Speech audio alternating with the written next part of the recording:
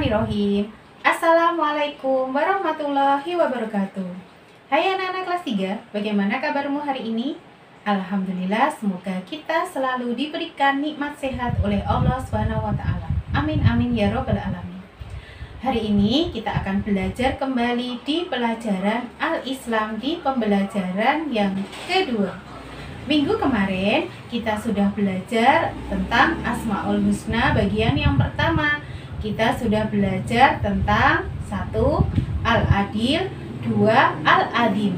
Hari ini kita akan belajar di Asmaul Husna kembali di materi yang selanjutnya. Baik anak-anak, kita awali pelajaran hari ini dengan membaca basmalah bersama-sama. Bismillahirrahmanirrahim. Kita akan belajar meneladani Asmaul Husna di bagian yang kedua. Yang ketiga, ya, karena kita sudah belajar kemarin di Asmaul Husna yang pertama dan kedua, sekarang yang ketiga. Yang ketiga itu Al-Mumit. Al-Mumit itu artinya apa? Al-Mumit itu artinya yang maha mematikan. Menciptakan dan menghidupkan ciptaannya itu sangat mudah bagi Allah. Apalagi membuat ciptaannya ini mati atau hancur. Itu hal mudah bagi Allah.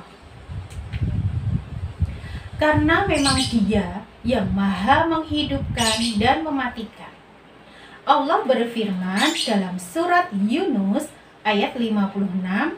Bismillahirrahmanirrahim. Huwa yuhyi wa yumitu wa ilaihi turja'un. Artinya, dialah yang menghidupkan dan mematikan, dan hanya kepadanya kamu dikembalikan. Bagaimana meneladani sifat Al-Mumit itu? Yang pertama, kita harus selalu ingat bahwa manusia itu tidak hidup selamanya. Kematian pasti akan datang. Tinggal menunggu giliran saja manusia itu, karena hidup di dunia ini hanya sementara. Yang kedua, memanfaatkan waktu yang diberikan Allah kepada kita itu untuk apa? Untuk beramal soleh, mengerjakan sesuatu yang baik-baik. Yang ketiga, memanfaatkan waktu luang untuk berbuat baik dan selalu berlomba-lomba dalam kebaikan. Yang keempat, kita harus menjauhi semua perbuatan tercela. Yang tidak baik harus kita jauhi. Nah, Asmaul Husna yang keempat adalah Al-Hayyu. Apakah Al-Hayyu itu? Al-Hayyu itu artinya maha hidup. Allah itu tidak tidur. Ya, Dia selalu mengurusi umatnya dan mengatur semua yang ada di alam semesta ini, dan semua kehidupan makhluk di bumi ini tergantung kepadanya. Allah SWT tidak akan mati meskipun hari kiamat nanti akan tiba. Allah SWT satu-satunya yang akan hidup pada saat itu. Allah berfirman dalam Quran surat Ali Imran ayat 2. Bismillahirrahmanirrahim. Allahu la ilaha illa huwal hayyul qayyum. Artinya, Allah tidak ada Tuhan selain Dia yang maha hidup, yang terus-menerus mengurus semua makhluknya. Bagaimana meneladani sifat Al-Hayyu? Yang pertama, selalu ingat bahwa manusia itu tidak hidup selamanya. Kematian pasti datang. Yang kedua, memanfaatkan waktu hidup di dunia ini untuk selalu berbuat kebaikan dan menjauhi perbuatan tercela. Yang ketiga, kita harus bisa menjadi orang yang bermanfaat bagi dirinya sendiri dan orang lain. Yang keempat, selalu berkarya, menghasilkan sesuatu yang baik yang bisa dimanfaatkan orang lain. Asmaul Husna yang kelima adalah Al-Qayyum. Al-Qayyum itu artinya maha mandiri.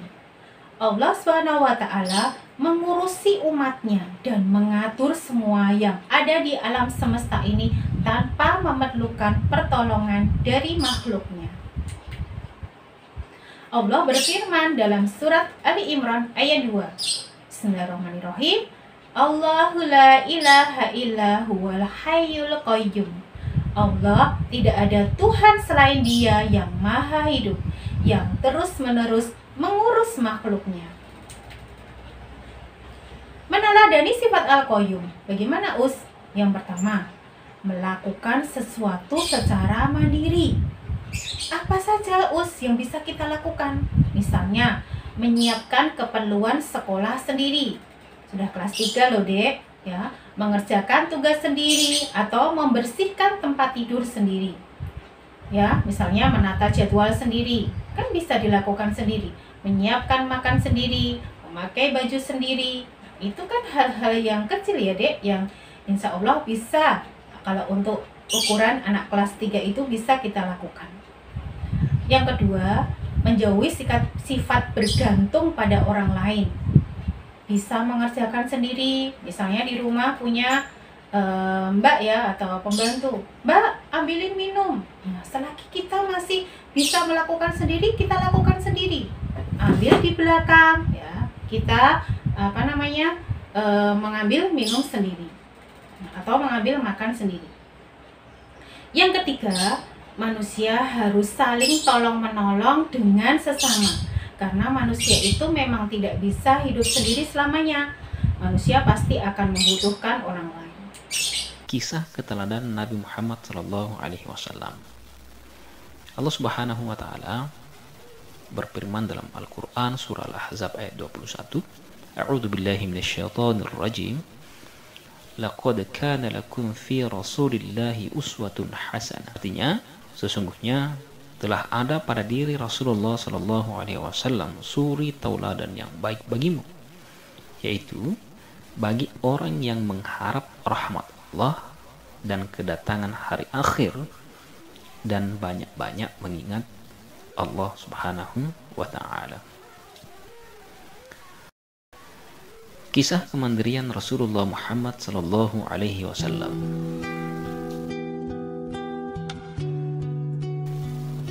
Nabi Muhammad sallallahu alaihi wasallam melewati masa kecil sebagai seorang yatim. Ayahnya Abdullah meninggal dunia ketika beliau masih dalam kandungan. Selain itu, Rasulullah hanya bisa menikmati kasih sayang seorang ibu juga tak seberapa lama. Sebab Aminah sang ibu meninggal ketika Nabi masih berusia 6 tahun. Ketiadaan orang tua dalam kehidupan masa kecil Rasulullah membuatnya harus menjadi anak yang mandiri.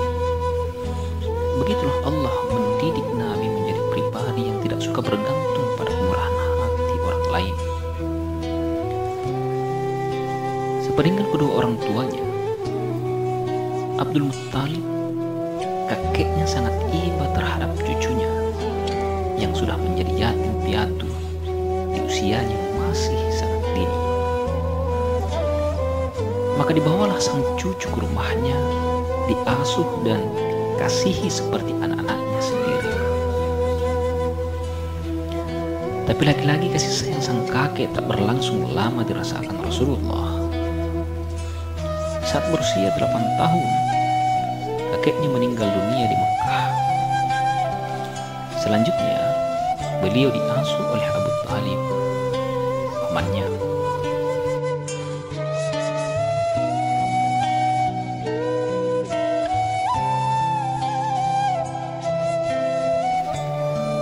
Berada dalam asuhan sang paman,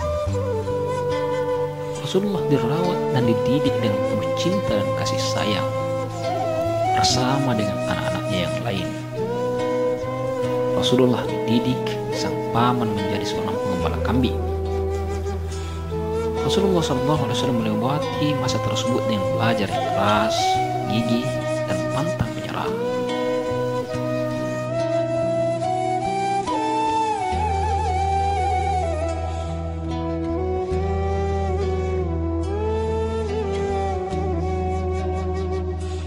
Sampai usianya menginjak 12 tahun, Rasulullah diajak Abu Talib sang paman untuk berdagang ke negeri Syam. Rasulullah kecil melakukan kegiatan dagang tersebut dengan penuh kesungguhan dan mengedepankan kejujuran. Kegiatan perdagangan tersebut beliau jalankan sampai usia dewasa, yang menjadikan Rasulullah SAW seorang pedagang yang sukses berkat kejujuran dan kerja kerasnya. Hal tersebut tidak terlepas dari mental yang kuat yang beliau miliki, yang tertanam semenjak beliau masih berusia senja.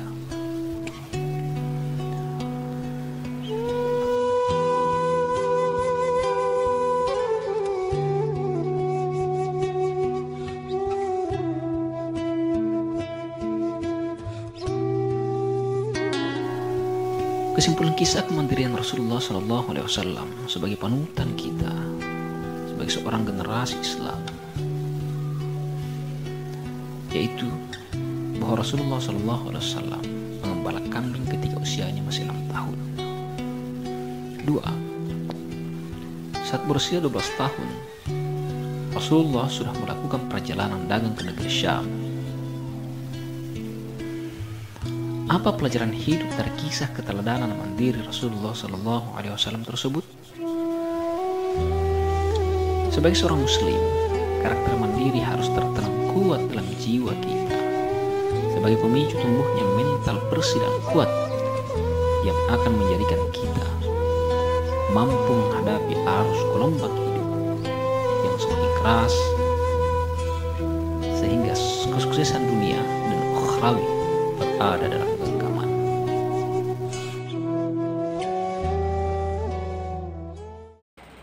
Nah, demikian paparan Ustadzah tentang Asmaul Husna yang bagian kedua.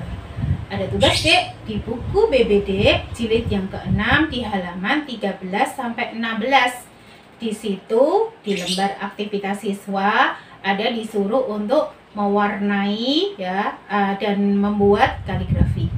Coba kalian kerjakan dengan sebaik-baiknya dan semampu kalian. Demikian dari Ustadzah. Apabila ada hal-hal yang kurang berkenan, Ustadzah minta maaf. Kita akhiri dengan baca hamdalah. Alhamdulillahirobbilalamin. Assalamualaikum warahmatullahi wabarakatuh.